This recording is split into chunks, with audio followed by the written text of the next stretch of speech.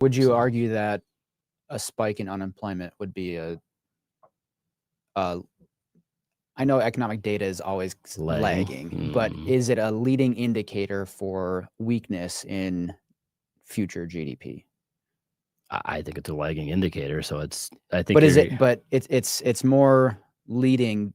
Like if you look at the overall economic data picture, certainly not helpful if unemployment goes up. Unemployment on a monthly basis is a lot easier to help you read into the, again, labor market, but how the strength of consumers. And so that if we do see this spike in unemployment, does that mean that we have weaker economic growth in the next Q4, Q1, and you start to see the potential for those negative?